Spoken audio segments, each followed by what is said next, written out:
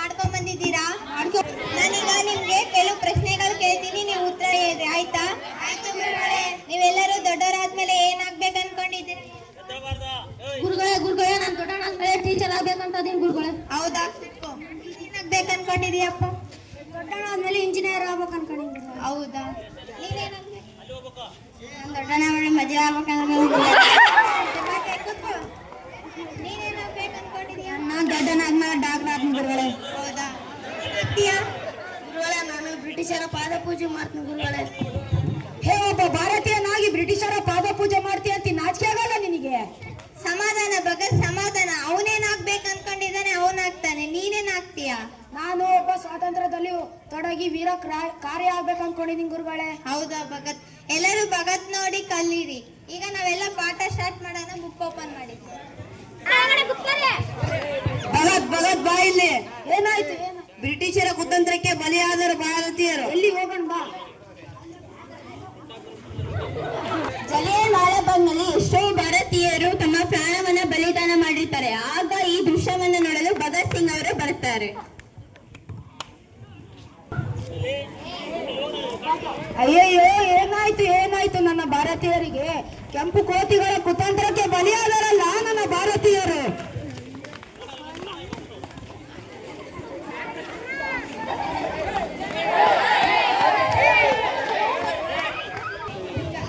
ಅಮ್ಮ ಅಮ್ಮ, ಅಣ್ಣ ಏನಾಯ್ತು? ಏನೂ ಆಗಿಲ್ಲ. ಫಸ್ಟ್ ಅಮ್ಮನ ಹತ್ರ ಕರಿ. ಅಣ್ಣಗೆ ತಿನ್ನು ಅಣ್ಣ. ನನಗೇನು ಬೇಡ, ಮೊದ್ಲು ಅಮ್ಮನ ಹತ್ರ ಕರಿ. ಭಗತ್ ಏನಾಯ್ತು ಮಗನೇ? ಏನ್ ಹೇಳಮ್ಮ, ಏನ್ ಹೇಳಿ? ನಮ್ಮ ಭಾರತೀಯರು ಕೆಂಪು ಕೋತಿಗಳ ಕುತಂತ್ರಕ್ಕೆ ಬಲಿಯಾದರಮ್ಮ ನಮ್ಮ ಭಾರತೀಯರು. ಕೈಯಲ್ಲಿ ಏನು ಮಣ್ಣಿದೆ? ಅಮ್ಮ, ಇದು ನಿನಗೆ ಬರೀ ಮಣ್ಣು ಅಷ್ಟೇ ಆಗಬಹುದು, ಆದರೆ ಇದರಲ್ಲಿ ಸಾವಿರಾರು ಹೋರಾಟಗಾರರ ರಕ್ತ ಇದೆ, ಸಾವಿರಾರು ಭಾರತೀಯರ ರಕ್ತ ಇದೆ. ಇದು ದೇವರ ಕೋಣೆಯಲ್ಲಿ ಇಟ್ಟು ಪೂಜೆ ಮಾಡಮ್ಮ. ಆಯ್ತು ಭಗತ್, ನಿನ್ನಂತೆ ಆಗಲಿ. ಬ್ರಿಟಿಷರನ್ನು ಕೊಂದು ಜೈಲಲ್ಲಿ ಭಗತ್ ಸಿಂಗ್ ಇರ್ತಾನೆ. ಆ ದೃಶ್ಯವನ್ನು ನೋಡಲು ಈಗ ಭಗತ್ ಸಿಂಗ್ ಬರುತ್ತಾನೆ. ಅಯ್ಯೋ ಭಗತ್ ಮಗನೇ ಏನಾಯ್ತು? ಅಮ್ಮ, ಅಳಬೇಡಮ್ಮ. ನೀನು ಅಳೋದನ್ನು ನೋಡಿ ಈ ಜಗತ್ತು ನನ್ನ ತಾಯಿ ಅಳುತ್ತಾಳೆಂದು ಆಡಿಕೊಳ್ಳುತ್ತದೆ. ಅಮ್ಮ, ಅಳಬೇಡಮ್ಮ. ಹೌದಲ್ಲ, ಈ ಜಗತ್ತು ಆಡಿಕೊಳ್ಳುತ್ತದೆ. ಆದರೆ ಯಾಕೆ ಇವತ್ತು ನನ್ನ ಮಗ ಕತ್ತಲು ಕೋಣೆಯಲ್ಲಿದ್ದಾನೆ ಅಂತ ಯಾರು ಕೇಳ್ತಿಲ್ವಲ್ಲೋ? ಅಮ್ಮ, ನಾನು ಇವತ್ತು ಕತ್ತಲು ಕೋಣೆಯಲ್ಲಿರಬಹುದು, ಆದರೆ ನಾಳೆ ಬೆಳಕಿಗೆ ಬಂದೇ ಬರ್ತೀನಮ್ಮ. ಇನ್ನೇನು ಮಾಡ್ಲಿ? ನೀನು ಅಕ್ಕಿ ತರ ಸ್ವತಂತ್ರವಾಗಿ ಹೋರಾಡಬೇಕಾದ ನೀನು ಈ ಜೈಲಿನಲ್ಲಿ ಬಂದಿಯಾಗಿದ್ದೆಲ್ಲ. ಅಮ್ಮ, ಕೆಲವು ದಿನಗಳ ಕಳೆಯಲ್ಲಿ ಹೊರಗೆ ಬಂದಾಗ ಸ್ವಾತಂತ್ರ್ಯವಾಗಿ ಹೋರಾಡುತ್ತೇನೆ. ನೀನು ಇಲ್ಲಿಂದ ಹೊರಗಡೆ ಬರೋಕೆ ಆಗಲ್ಲ ಅಂತ ಗೊತ್ತು. ನಿನ್ನನ್ನು ನೇಣಿಗೆ ಹಾಕೋದು ಗೊತ್ತು. ಇದು ನಮ್ಮಿಬ್ಬರ ಕೊನೆ ಭೇಟಿ ಅನ್ನೋದು ಗೊತ್ತು. ಆದ್ರೆ ನಿನ್ನನ್ನು ನೇಣಿಗೆ ಹಾಕೋದು ನನ್ನ ಕಣ್ಣ ಮುಂದೆ ಹೇಗೆ ನೋಡಕ್ಕಾಗುತ್ತೆ ಹೇಳು? ಅಮ್ಮ, ತಾಯಿನ ಕಾಪಾಡೋದು ಮಗನ ಕರ್ತವ್ಯ. ಎತ್ತ ತಾಯಿ ಜನ್ಮ ಕೊಡುತ್ತಾಳೆ, ಆದರೆ ಭಾರತಾಂಬೆ ನಮ್ ಸಾಕ್ತಾಳೆ, ಬೆಳೆಸ್ತಾಳೆ, ಹೊರ್ತಾಳೆ. ನಾನು ಋಣ ತೀರಿಸ್ಕೊಳ್ಳೋದು ನಾನು ತಪ್ಪೇನಮ್ಮ? ಆ ಬ್ರಿಟಿಷರು ವ್ಯಾಪಾರಕ್ಕಾಗಿ ಬಂದು ನಮ್ಮ ಭಾರತೀಯರನ್ನ ಕಪಿ ಮುಷ್ಟಿಯಿಂದ ಇಟ್ಕೊಂಡಿದ್ದಾರೆ. ಅವ್ರ ಸೊಂಟ ಮುರಿದು ಸುಮ್ಮನಿರ್ಬೇಕೇನಮ್ಮ? ಮಗನೇ, ನಿನ್ನ ಆದರ್ಶ ಎಲ್ಲ ಸರಿಯಾಗಿದೆ, ಆದರೆ ಇಷ್ಟು ಚಿಕ್ಕ ವಯಸ್ಸಿನಲ್ಲಿ ನೀನು ಬಾಳಿ ಬದುಕಬೇಕಾಗಿದೆ. ನೀನು ಈ ಜೈಲಿನಲ್ಲಿ ಬಂದಿಯಾಗಿರುವುದು ನಾನು ಹೇಗೆ ನೋಡ್ಲಿ ಹೇಳು?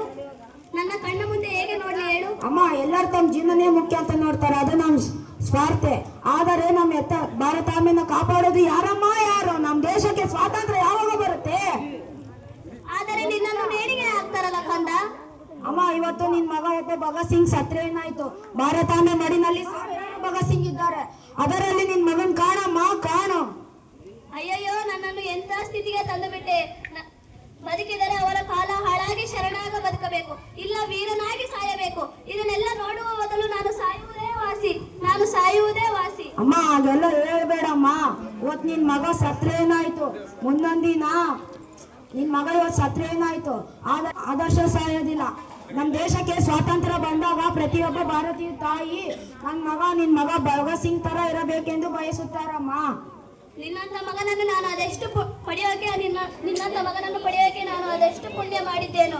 ಎಲ್ಲರೂ ಅವ್ರ ಮನೆ ಸಂಸಾರ ಅಂತ ಓಡಾಡಿದ್ರೆ ನೀನು ನನ್ನ ದೇಶ, ನನ್ನ ಕುಟುಂಬ ಅಂತ ಓಡ್ತೀಯಲ್ಲ. ಅಮ್ಮ, ಮುಂದಿನ ಜನ್ಮ ಅಂತಿದ್ರೆ ಈ ಮಣ್ಣಿನ ಮೇಲೆ ಹುಟ್ಟು ನೀನ್ ಋಣ ತೀರಿಸ್ಕೊಂತೀನಿ, ಆದರೆ ಈ ಜನ್ಮದಲ್ಲಿ ನನಗೆ ಕ್ಷಮಿಸಿ ಬಿಡಮ್ಮ, ಕ್ಷಮಿಸಿ ಬಿಡು.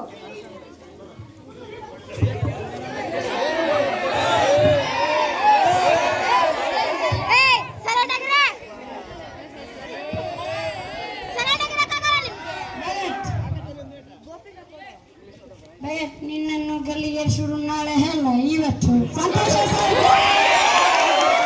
ಸಂತೋಷ ಸಾಹೇಬ್ರೆ, ಸಂತೋಷ. ನಿಮ್ಮಂತ ಬೀದಿ ನಾಯಿಗಳಲ್ಲಿ ಗುಲಾಮನಾಗಿ ಬದುಕೋಕ್ಕಿಂತ ದೇಶಕ್ಕೋಸ್ಕರ ಸ್ವತಂತ್ರಗೋಸ್ಕರ ನೋಡು ಭಗತ್, ಸಂತೋಷ ಪಡಬೇಡ ಭಗತ್. ಇದು ನಿನ್ನ ಸಾಯುವ ವಯಸ್ಸಲ್ಲ, ಬದುಕಿ ಬಾಳಬೇಕಾದ ವಯಸ್ಸು, ಕನಸು ಕಾಣಬೇಕಾದ ವಯಸ್ಸು. ಈ ವಯಸ್ಸಿನಲ್ಲಿ ನೀನು ಸಾಯಲು ರೆಡಿಯಾಗಿದ್ದೀಯಾ? ಸಾಹೇಬ್ರೆ, ನಾನು ಚಿಕ್ಕ ವಯಸ್ಸಿನಲ್ಲಿ ನನ್ನ ಕನಸು ಕಂಡಿದ್ದೇನೆ. ಆದರೆ ನನ್ನ ಕೈಲಾಗ್ತಾ ಇಲ್ಲ. ಇವತ್ತು ಭಗತ್ ಸಿಂಗ್ ಸತ್ರೆ ಏನಾಯ್ತು? ಭಾರತದ ಮಡಿನಲ್ಲಿ ಸಾವಿರಾರು ಭಗತ್ ಸಿಂಗ್ ಇದ್ದಾರೆ. ಅವರು ನಮ್ಮ ದೇಶಕ್ಕೆ ಸ್ವಾತಂತ್ರ್ಯ ತಂದೆ ತಂದು ಕೊಡ್ತಾರೆ. ಹಾಗಾದರೆ ಈ ಮಣ್ಣಿಗೋಸ್ಕರ ನೀನು ಸಾಯಲು ಸಾಹೇಬ್ರೆ, ಇದು ನೀವು ಬನ್ನಿ ಮಣ್ಣು ಅಷ್ಟೇ. ಆದರೆ ನನಗೆ ಜಲಿಯನ್ ವಾಲಾಬಾಗ್ ಮಣ್ಣು, ಇದರಲ್ಲಿ ಸಾವಿರಾರು ಹೋರಾಟಗಾರರ ರಕ್ತ ಇದೆ, ಉಸಿರಿದೆ. ನಾನು ಉಸಿರಿರೋವರೆಗೂ ನಾನು ಹೋರಾಡುತ್ತೇನೆ. ನೋಡು ಭಗತ್, ಇದು ನಿನ್ನ ಸಾಯುವ ವಯಸ್ಸಲ್ಲ, ಚಿಕ್ಕ ವಯಸ್ಸು. ಈ ವಯಸ್ಸಿನಲ್ಲಿ ನಾನು ಒಂದು ಹೇಳ್ತೀನಿ ಕೇಳು. ಸಣ್ಣದೊಂದು ಅಪಾಲಜಿ ಲೆಟರ್ ಬರೆದು ಕೊಟ್ಟರೆ ನಿನ್ನನ್ನು ಸರ್ಕಾರ ಕಂಪನಿಗೆ ಕಳಿಸಿ ನಿನ್ನನ್ನು ಉಳಿಸುವುದಕ್ಕೆ ಟ್ರೈ ಮಾಡಬಹುದು. ಏನು? ಈ ಭಗತ್ ಸಿಂಗ್ ಅಪಾಲಜಿ ಲೆಟರ್ ಬರ್ಕೊಡ್ಬೇಕಾ? ಈ ಭಗತ್ ಸಿಂಗ್ ನ ಮೈಯಲ್ಲಿರೋದು ಹೇಳಿ ರಕ್ತ ಅಲ್ಲ, ನೀರನ್ನ ರಕ್ತ. ನಮ್ ಪ್ರಾಣ ಬಿಟ್ಟು ಹೊತ್ತು ನಾನು ಅಂತ ಹೇಳಿ ಕೆಲಸ ಮಾತ್ರ ಮಾಡುವುದಿಲ್ಲ.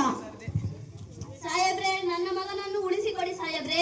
ನಿನ್ನ ಮಗಳಿಗೆ ಆಗಲೇ ಹೇಳಿದ್ದೇನೆ, ಅವನು ಒಂದು ಅಪಾಲಜಿ ಲೆಟರ್ ಬರೆದು ಕೊಟ್ಟರೆ ಅವನನ್ನು ಉಳಿಸುವುದಕ್ಕೆ ಟ್ರೈ ಮಾಡಬಹುದು. ಏನು? ನನ್ನ ಮಗ ನಿಮಗೆ ಅಪಾಲಜಿ ಲೆಟರ್ ಬರೆದು ಕೊಡಬೇಕೆ?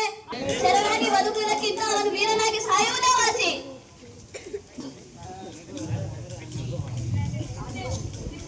ರಾಜ್ಗುರು, ಇವರ ಸ್ನೇಹಿತರಾದ ರಾಜ್ಗುರು ಸುಖದೇವನ್ನು ಕರೆದುಕೊಂಡು ಬನ್ನಿ.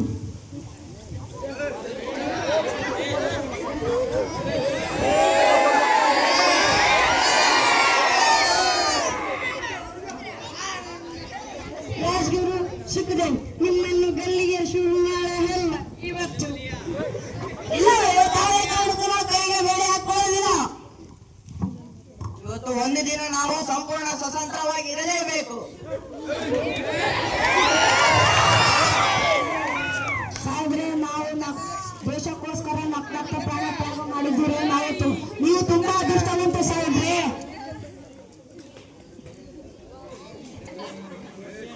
ಇವರನ್ನು ನೇಣಿಗೇರಿಸಲು ಸದ್ದುಗೊಳಿಸಿ. ಇಲ್ಲ, ಇವತ್ತು ಯಾವುದೇ ಕಾರಣಕ್ಕೂ ನಾವು ಸಾಯುವುದಿಲ್ಲ. ಸಾವಿಗೆ ಎದುರ್ಕೊಳಕ್ಕಿದ್ರೆ ನಮ್ಮ ದೇಶಕ್ಕೆ ಸ್ವಾತಂತ್ರ್ಯ ತರಬೇಕಂತ ಯಾಕೋ ಬಂದ್ರಿ? ಭಗತ್ ಸಾಯಿಗೋಸ್ಕರ ಎದೆ ಬಿಟ್ಟು ಕಣ್ಣಲ್ಲಿ ನೀರು ಬರ್ತಾ ಇಲ್ಲ. ಸ್ವತಂತ್ರ ಭಾರತವನ್ನು ನೋಡುವ ಭಾಗ್ಯ ನಮಗಿಲ್ಲ ಎಂದು ದುಃಖ ಆಗ್ತಿದೆ ಭಗತ್. ಆದ್ರೆ ಒಂದಿನ ಈ ಕೆಂಪು ಕೋತಿಗಳು ನಮ್ಮ ಭಾರತ ಬಿಟ್ಟುವ ಪ್ರಸಂಗ ಬಂದೇ ಬರುತ್ತೆ. ನಮ್ಮ ಭಾರತ ದೇಶ ಸ್ವಾತಂತ್ರ್ಯ ಆಗೇ ಆಗುತ್ತೆ. ಆ ದಿನ ಅಷ್ಟೇ ಬೇಗ ಬರುತ್ತಾ? ಅಷ್ಟರಲ್ಲಿ ನಮ್ಮ ಮೂವರ ಮಾತು ಒಂದೇ ಭರತ್ ಮತಾಕಿ ಜೈ.